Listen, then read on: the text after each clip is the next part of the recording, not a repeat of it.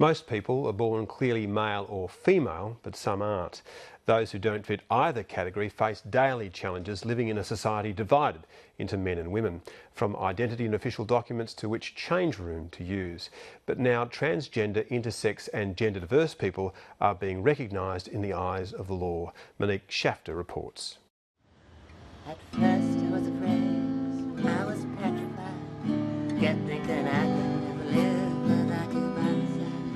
I spent oh so many nights just thinking how you did me wrong. When I was a child though, I wasn't happy with boy roles and not being allowed to play with dolls and stuff. I seemed to identify much more with the feminine side of things and patterned myself from my mother.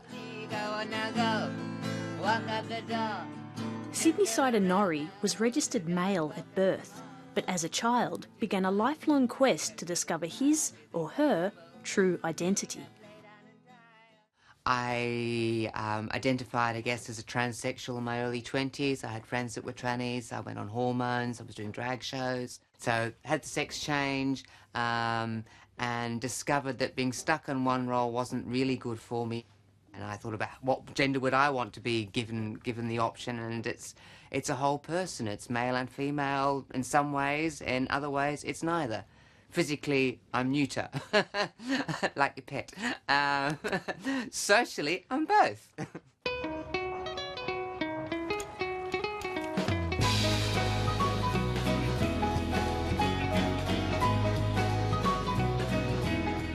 In 2009, Norrie began a journey to be legally recognised as neither male nor female. Norrie applied to the Registry of Births, Deaths and Marriages to have her ID certificate changed to sex non-specific, and in 2010 became the first person recognised as neither man nor woman in the eyes of the New South Wales government. But 4 months later, the registry wrote to Norrie after receiving legal advice and said the change had been issued in error and was invalid. When it happened, I couldn't see a way forward. I was just down in a deep black hole. It was a strange time. It really felt like I had been in a way been socially murdered or socially assassinated. Norrie appealed the decision to the Administrative Decisions Tribunal, but the case was dismissed. So Norrie went to the New South Wales Supreme Court, and on May 31st this year, won. Oh, we'd won!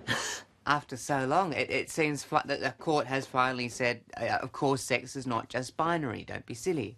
This is the first time that a court anywhere in Australia has recognised that somebody can be something other than male or female. It breaks open this binary idea of sex, binary idea of gender identity, and said that actually, yes, there are some people in the world who don't fit into these two categories, and that the law can and should recognise them. The matter was sent back to the tribunal to decide on an official sexless designation for Norrie. But the legal battle continues.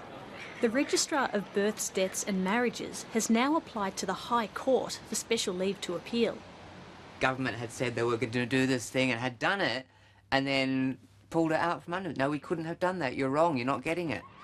Norrie's case only applies to people who've had what's commonly known as sex reassignment surgery and choose to identify as sex non-specific. If you're going to specify in terms of male or female, I'm not specifically male or female. However, there are others, like Tony Briffa, whose biological sex is not distinctly male or female, who are also pushing for legal recognition. People that are intersex, like me, are a combination of male and female. We were just born that way. That's what nature made us, and we should be able to be recognised as a combination of male and female if we want to. Councillor Tony Briffa, former Mayor of Hobsons Bay, Victoria, was born intersex.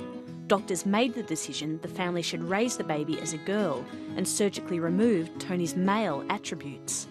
Tony lived as a woman for 30 years. I had a wonderful childhood as Antoinette, grew up as a girl, had wonderful experiences as a woman, then lived a few years as a man to see what that was like, and I took some testosterone at the time and for a few years to see what that was like, and that was an interesting experience, but that wasn't the full me either. I just want a birth certificate that actually reflects what I am, and that is a combination of male and female. It's not really too much to ask. For people who aren't male or female, Thank you. everyday life throws up a number of challenges.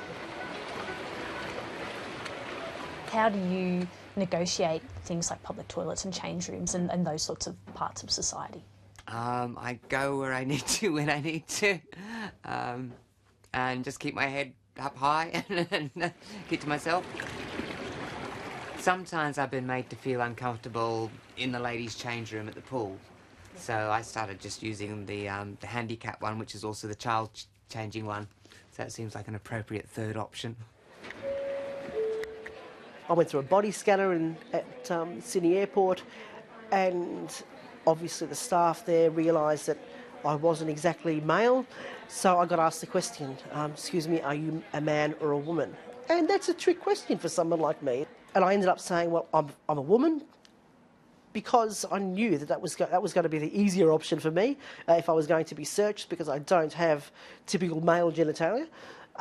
So I then was searched, unfortunately, by customs, but that was okay because that's how I present. But incredibly, they didn't search my backpack. They just wanted to search my person to work out what I was. And it's all about my sex. There is a lot of stigma and a lot of discrimination towards people who don't fit into our ideas of who we should be and what sex is, and so people tend to stay hidden. For people like Norrie and Tony Briffa, the fight for legal recognition is far from over.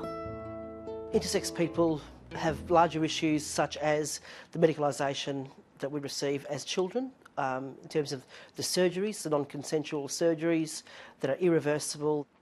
And things like marriage, you know, when John Howard changed the Marriage Act to specify that marriage is between a man and a woman, what the hell does that mean for someone like me? Monique Schafter reporting.